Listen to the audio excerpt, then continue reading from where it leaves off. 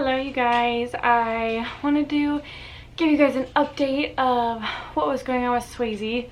Let me go on my baby monitor so I have it. It is Sunday and there's going to be two videos. This will be actually one of two, and this is just going to be kind of the update of what happened and what went on. In the first video, I was kind of talking about Swayzee not feeling good. I thought it was her teeth. We went to the doctor.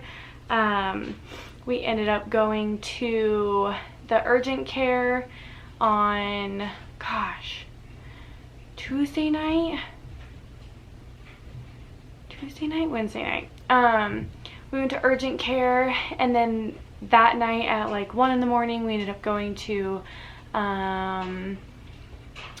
like the ER, and then the next morning we ended up going to the doctor, her pediatrician, and that was where that video ended. So this is going to be a continue on from that. So we left the doctor's office, and her pediatrician looked over all the tests that they did the night before at the urgent care. They did a chest x-ray, they did blood out of her arm, they pricked her finger. What else did they do? Oh, they did a urine test, and they gave her a shot of antibiotic. The urgent care, she was actually a nurse practitioner. She thought that she possibly had some kind of pneumonia in her lungs. Our pediatrician checked her over that morning at the clinic and said, no, that wasn't pneumonia. He saw a little bit of infection, maybe in one of her ears, and she had a sore throat. And he said she probably had something bacterial or viral. And he sent us home. Well, she's awful at taking oral medicine. She'll get it down, but she will, she'll like gag herself till she like gets it back up.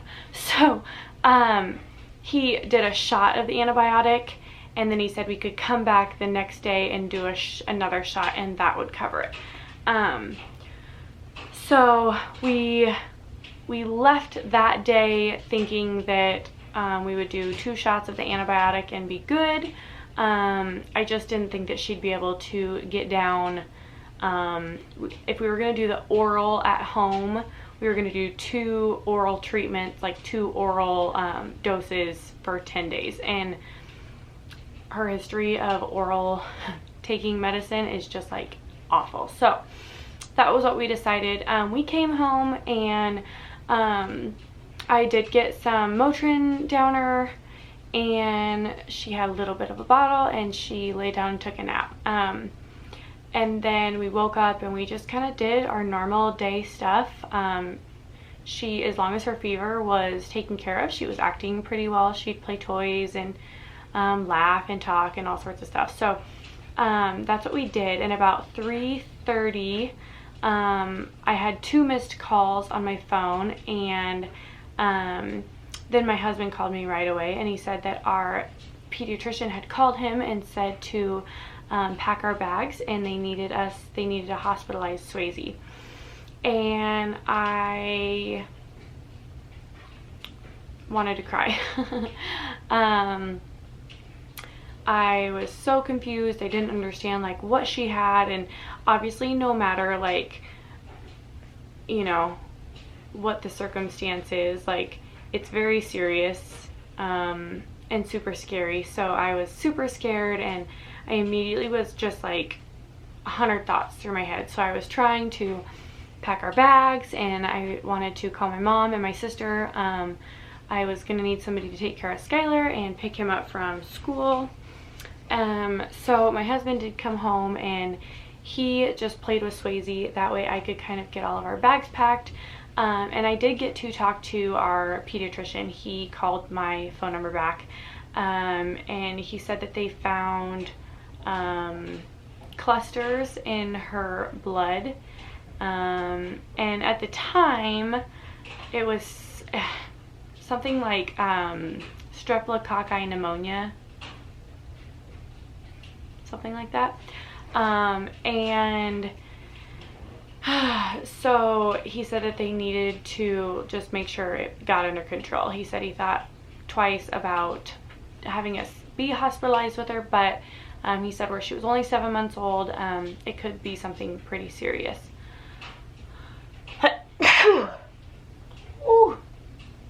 So we packed our bags really quick and we drove to our hospital. They admitted us right away and we got up to our room. And right away they hooked Swayzee up with an IV, and they tried to get blood out of her arm. And the girl that was doing it, I guess was having a really hard time doing it. It looked like absolute torture. But they were just holding her down. And I was standing right by Swayzee, but they were just holding her down on the table and trying to like get into where they needed to get in her arm to get the blood. And they weren't ever able to. And it was the hardest thing ever to watch. It was just like torture, and I couldn't do anything about it. So that was really hard, and she just laid there and screamed and choked and cried, and it was absolutely miserable. The chest x-ray the night before was really hard too, but I think she was more scared than anything with that, and with this I think it was painful, obviously. So they did that, and then they wanted to get a urine sample, so they were using a catheter, and they weren't able to, it wasn't working how they wanted it to, so they had one catheter in, they ended up sticking another one in, so she had two in at a time trying to collect the urine, and that was also painful. The tube was bloody, and it just, it was painful, and just, I mean, the feeling that I had in my gut was, it was unexplainable. Like, to watch her lay there and be in so much pain and not be able to do anything about it was unexplainable. So I picked her up obviously right away, and they weren't able to get the urine. They had to come back and do it again, which was even worse because she kind of had to go through the whole thing again. But that was pretty much all the testing that they had to do while we were there, poking and pricking and stuff. They did come in and check her vitals every 3 or so hours, it seemed like, 3 or 4 hours. And as soon as she would see a nurse come in the door, she would just scream and like grab for me, and it was just awful. So the whole time we were there, it was hard because she was just constantly like scared and grabbing for me. She didn't want the nurses around her, she didn't want them in her room, so that was hard. And so they started her on the antibiotic through her IV, and I believe that they did those twice a day. They did one in the morning and one at night, and then during the day they just did a little bit of like fluid just to keep her hydrated. And then we did Tylenol and Motrin. We would alternate those two to like keep her fever under control. So we were there we got there at like 4 o'clock. The day that we got there, we stayed all the rest of that day, that whole night. The next full day, which would have been Friday, so we ended up getting down there on Thursday. We stayed all day Friday, Friday night, and then Saturday morning, the doctor came in, and she had been feverless for over 24 hours without any Motrin or Tylenol.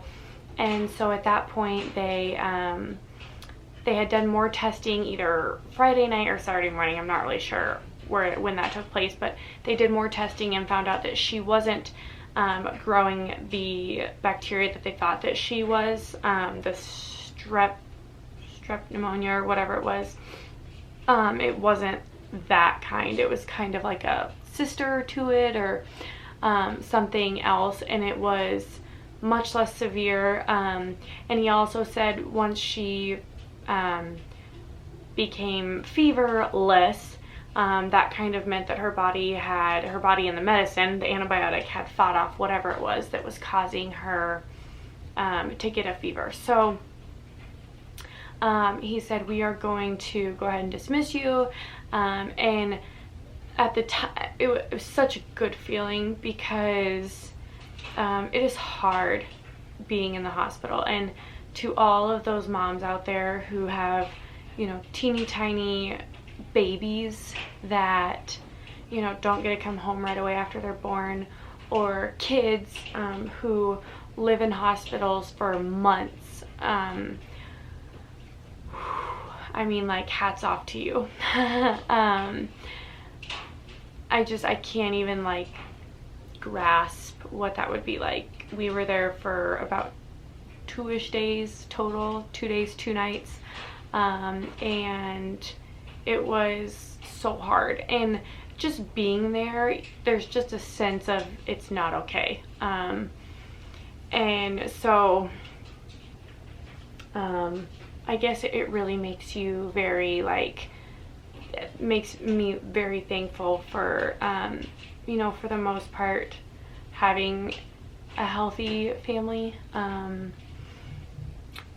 I feel really fortunate, I guess, especially, you know, coming face to face with being in a hospital for a long time, and we weren't even there a long time, but being there at all, it's hard. You know, your kids don't, Swayzee's only 7 months old, but she was scared all the time, and I knew that. And there's like no worse feeling of her, like, just never, she was never, I felt like she could never let her guard down, and that just, like, broke my heart. So that morning, Saturday morning, he did come in and say that we could go home, and we would do an oral antibiotic for 10 days, and we have to do it twice a day for 10 days. She has taken 2 doses of it and done really well. She's kept it down. She's eating normal, she's sleeping normal, she's playing, just totally back to normal. She feels really good, no fevers. And he said just to make sure she doesn't get a fever, she's eating well, sleeping well. I mean, as long as she's doing fine, everything is okay. So I don't know, I don't really feel like we're completely, you know, out of it yet, just because I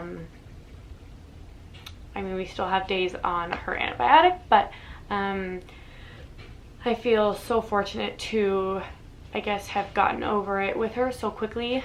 He did say that we caught it really, really early, and so that definitely helped her too. In the meantime, while we were at the hospital, we had a guy coming to paint our bedroom furniture, and I thought about just canceling it and just having him reschedule, but he'd already bought the paint and he kind of had us scheduled. And so my husband came home the first night that we got there after Swayzee was settled, and we were kind of just hanging out and playing toys. He ran home, and my brother-in-law came over. They emptied everything out and took him downstairs. So that way that guy could go ahead and work on those on Friday. So I will insert pictures of those also.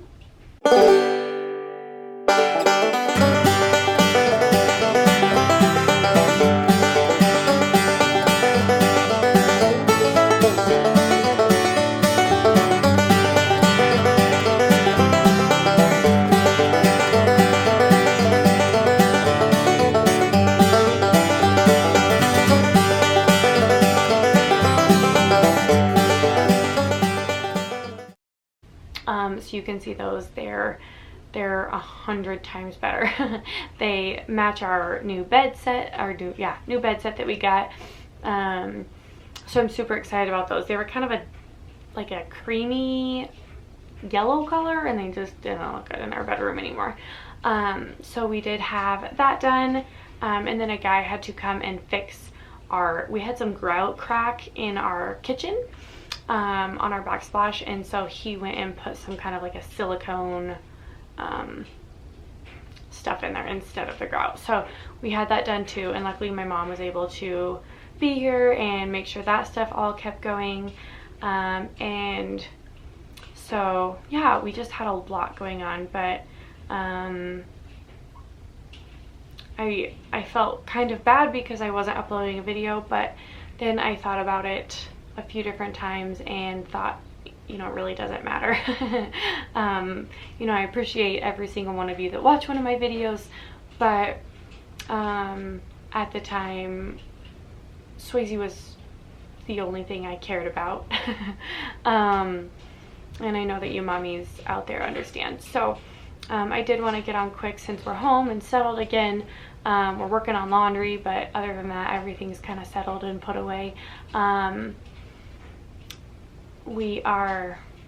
I thought I could make a quick update video at least, and I will post two, that way it doesn't get too long or confusing, but the first one will be kind of pre-hospital, and this one will be kind of the post-hospital experience. So yeah, if you guys have any questions, go ahead and let me know down low. But gosh, I just feel really blessed, I guess, and I really want that to be a big part of my message today. Is I feel so grateful that we had so many people taking such good care of us, and you know, for healthy children. I think there's lots of little kids out there who struggle with lots of different things, and boy, I mean, you want to meet some real heroes, some real fighters. Go shake those kids' and those mommies' hands. You know, us parents who have pretty healthy kids for the most part, and pretty healthy families, we just have no idea. There was also a little boy next door to us, and his room was very, like, he had lots of, they had put like different stickers on your door for, like, depending on what you have.